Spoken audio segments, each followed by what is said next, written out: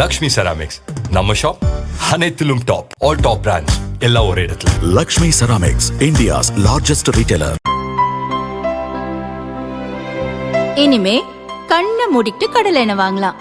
ஏன்னா மந்த்ரா கடலை எண்ணெய் இதயத்தின் தயாரிப்பு. வறுக்க, பொரிக்க, ஏன் எல்லா சமையலுக்கும் மந்த்ரா தான். மந்த்ரா கடலை எண்ணெய், அபார ருசி, ஆரோக்கியமான உடல் நலம்.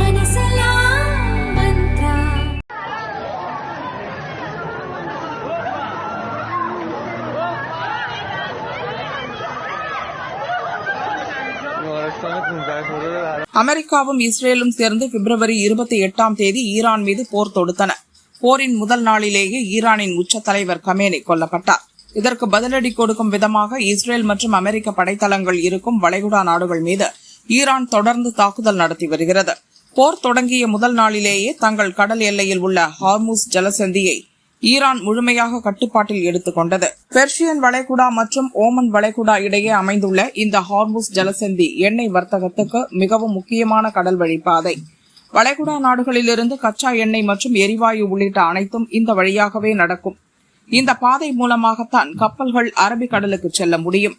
இவ்வளவு முக்கியத்துவம் வாய்ந்த இந்த ஜலசந்தியை கட்டுப்பாட்டில் எடுத்த ஈரான் அந்த வழியாக செல்லும் அமெரிக்க நட்பு நாடுகளின் கப்பல்களை கார்க் தீவிலிருந்து குண்டு வீசி தாக்கி வந்தது. இது அமெரிக்காவுக்கு பெரும் தலைவலியை கொடுத்தது மட்டுமில்லாமல் அந்த நாட்டில் ஆயில் விலை அதிகரிப்பதற்கும் வழி செய்தது.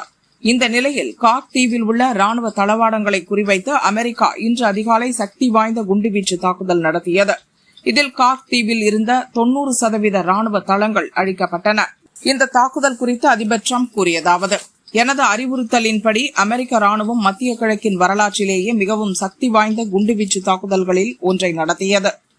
ஈரானின் மகுடமாக விளங்கும் கார்க் தீவில் உள்ள ஒவ்வொரு ராணுவ இலக்கும் முழுமையாக அழிக்கப்பட்டுள்ளது. நமது ஆயுதங்கள் மிகவும் சக்தி வாய்ந்தது மற்றும் அதிநவீனமானது. இருப்பினும் கண்ணியம் கருதி அந்த தீவில் உள்ள எண்ணெய் உள்கட்டமைப்புகளை அழிக்க வேண்டாம் என்று நான் முடிவு செய்துள்ளேன். ஆனால் ஈரானோ அல்லது வேறு எவரோ ஹார்முஸ் நீரணை வழியாக செல்லும் கப்பல் பயணத்திற்கு இடையூறு விளைவிக்க முயன்றால் எனது இந்த முடிவை நான் உடனடியாக மறுபரிசீலனை செய்வேன் என்று ட்ரம்ப் கூறினார். ஈரான் நிலப்பகுதியிலிருந்து சுமார் 30 கிலோமீட்டர் தொலைவில் உள்ள கார்க் தீவு அந்நாட்டின் கச்சா எண்ணெய் ஏற்றுமதியில் சுமார் 90% கையாளும் முக்கிய மையமாக திகழ்கிறது. இதனால் தான் இந்த தீவு ஈரானின் இதய பகுதி என அழைக்கப்படுகிறது. அமெரிக்கா தற்போது ஈரானின் இதய பகுதியில் தாக்குதல் நடத்தி இருப்பது அந்நாட்டு அரசுக்கு பெரும் சிக்கலை ஏற்படுத்தியுள்ளது. மேலும் கார்க் தீவில் உள்ள ராணுவ தளங்கள் அழிக்கப்பட்டதால் ஹார்முஸ் ஜலசந்தி வழியாக அமெரிக்கா மற்றும் அதன் நட்பு நாடுகளின் கப்பல்கள் சென்றால் எதுவும் செய்ய முடியாத நிலை ஈரானுக்கு ஏற்பட்டுள்ளது.